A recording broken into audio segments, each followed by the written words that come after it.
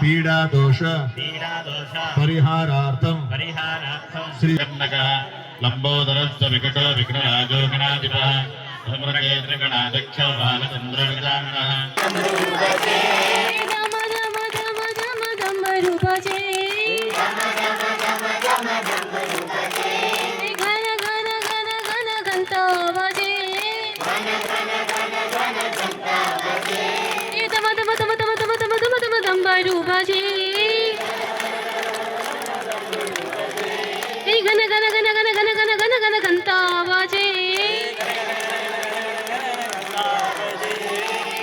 আমাৰ বৰদোৱাৰ বাগান লাডুগুৰিত শ্ৰী শ্ৰী জ্ঞান মন্দিৰ নামে এখন বিদ্যালয় 2010 চনতে প্ৰতিষ্ঠা লাভ কৰিছিল আৰু বিদ্যালয়খন পৰিচালনা কৰে আধ্যাত্মিক গুৰু শ্ৰী শ্ৰী ৰবিশংকৰদেৱৰ দ্য আৰ্ট অফ লিভিং সংস্থাটোৰ যোগেদি। আৰু দ্য আৰ্ট অফ লিভিং সংস্থাটোত পৰম পূজ্য গুৰুদেৱ শ্ৰী শ্ৰী ৰবিশংকৰদেৱৰ এটা বৰ্তমান গোটেই ভাৰতবৰ্ষত আমাৰ যি জ্যোতিলিংগ সোমনাথ জ্যোতিলিংগৰ ওপৰত এটি ড্ৰাইভ চলি আছে। তেখেতসকলে মানে আমাৰ গোটেই ভাৰতবৰ্ষত আমাৰ আৰ্ট অফ লিভিঙৰ যিসমূহ সংস্থাৰ যোগেদি য'ত য'ত চেণ্টাৰ আছে বা য'ত মানুহখিনি আঁকোৱালি লৈছে তালৈকে সোমনাথৰ যিটো জ্যোতিলিংগ ইতিমধ্যে 1000 বছৰ পুৰণি সেই জ্যোতিলিংগটো বহু বছৰ ধৰি হাজাৰ হাজাৰ বছৰ ধৰি মানুহৰ ঘৰত সোমোৱাই আছিলে। সেইটো যোৱা কুম্ভমেলাত যিহেতুকে ওলাই আহিছে গুৰুদেৱৰ হাতত আহিছে, গুৰুদেৱে দৰ্শনৰ সুবিধাৰ্থে বিভিন্ন ঠাইত তেনেধৰণৰ প্ৰগ্ৰেমবিলাক আয়োজন কৰিছে। আৰু আমি এইকাৰণে সৌভাগ্যৱান যে বৰদোৱাৰ বাগান লাডুগুৰি শ্ৰী শ্ৰী জ্ঞান মন্দিৰত আমি জ্যোতিলিংগ দৰ্শনৰ এটি সুন্দৰ অনুষ্ঠান আজি আয়োজন কৰিবলৈ সুবিধা পাইছোঁ। আৰু সোমনাথ মন্দিৰৰ পৰা যেতিয়া জ্যোতিলিংগটো আহিছে তেতিয়া আৰ্ট অফ লিভিং সংস্থাটোত গুৰুদেৱ শ্ৰী শ্ৰী ৰবিশংকৰৰ হাতত যেতিয়া আছিলে আৰু শ্ৰী শ্ৰী ৰবিশংকৰদেৱৰ যি আধ্যাত্মিক এটা সংস্থা, আধ্যাত্মিক সংস্থা তেখেতৰ গুৰুদেৱৰ পৰা স্বামীজী এগৰাকী আহিছে আৰু তাৰ পৰা দুগৰাকী পণ্ডিত পুৰোহিত আহিছে। তেখেতসকলে ইয়াতে মহাৰুদ্ৰ অভিষেক পূজা আয়োজন কৰিছে, পূজাখিনি তেখেতে সমাপন কৰিছে। কণ শিশুসকল মানে আমাৰ বিদ্যালয়ত যেতিয়া ল'ৰা ছোৱালী আহে সৰুৰে পৰাই যেতিয়া প্ৰথম স্কুলত আহি আদিবাস লোৱা আৰম্ভ কৰে তেতিয়াৰ দিনৰ পৰাই আৰ্ট অফ লিভিঙৰ যিহেতু এটা আধ্যাত্মিক সংস্থা, এই আধ্যাত্মিকতাৰ লগত সেই সৰু বিদ্যালয়ত আহিয়ে তেখেতসকলে আধ্যাত্মিকতাৰ ওপৰত এটা এটাচমেণ্ট আহিয়ে যায়। আৰু সিহঁতে আহি ৰাতিপুৱাই ধুনীয়াকৈ যোগাভ্যাসো কৰে, ধ্যান মেডিটেশ্যন কৰে, ওমকাৰ কৰে, বিভিন্ন ধৰণৰ গুৰুদেৱৰ ওপৰত চৰ্চা হয় বা আধ্যাত্মিক চিন্তা চৰ্চাৰে ল'ৰা ছোৱালীখিনি আমাৰ থাকে।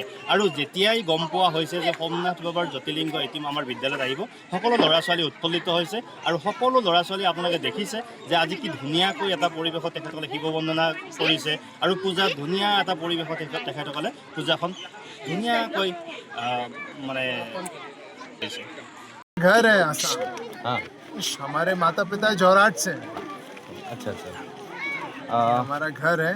हम 4 साल के थे जब हम बाहर चले गए थे, तो आसाम तो हमारा घर है। और इस अनुष्ठान का महत्व के बारे में आप थोड़ा जानना चाहते? सोमनाथ जी 1000 साल पहले सोमनाथ मंदिर पे आक्रमण हुआ गया और महमूद ऑफ गजनी ने 15 बार आक्रमण करने के बाद जब वो असफल रहा तो 16वीं बार में उसको सफलता प्राप्त हुई और वो सोमनाथ जी तक पहुंचा और उसने आक्रमण किया। और जो सोमनाथ शिवलिंग था वो एक बहुत ही भव्य और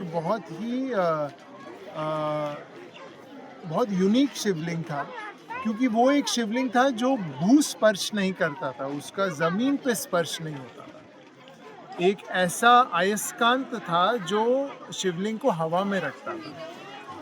और वो सोचता था, मतलब गजनी महमूद को बोला गया कि अगर सोमनाथ शिवलिंग को हम तोड़ दें तो सनातन धर्म नष्ट हो सकता है, पर ये गलत है।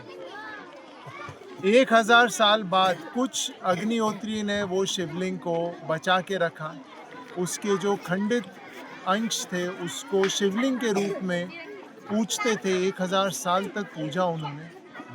और उस समय जो कांचीपुरम के जो शंकराचार्य थे उन्होंने कहा कि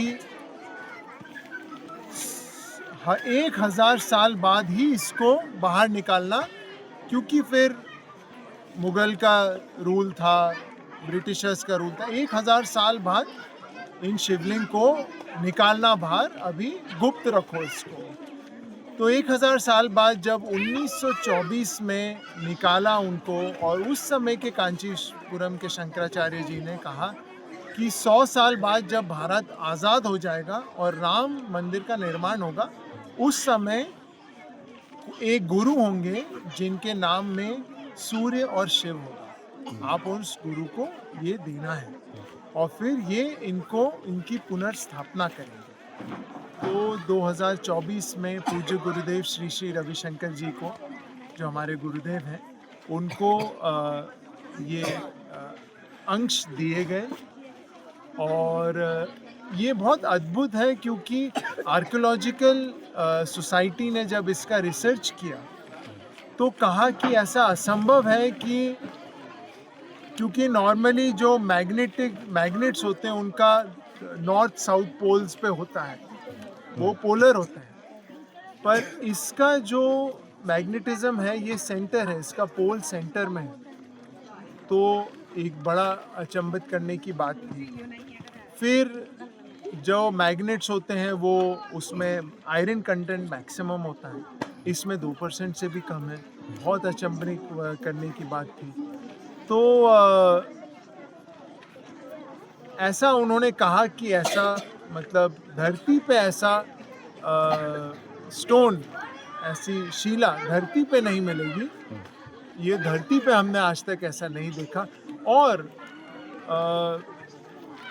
पुराणों में ये कहा भी गया है कि सोमनाथ जी, सोम भगवान, मून गॉड, चंद्र भगवान ने ये अंतरिक्ष से ये शिवलिंग लेके आए थे और द्वारका में इनकी स्थापना की थी। तो ये सोमनाथ शिवलिंग के बारे में है, सोमनाथ जी के बारे में। और बहुत ही भव्य है। और ये एक मतलब बहुत सौभाग्य का विषय है कि सोमनाथ जी यहाँ ग्रामीण असम में आ रहे हैं, ताकि सब लोगों को भक्ति और श्रद्धा महसूस हो कि सनातन धर्म कभी नष्ट नहीं हो सकता। और एक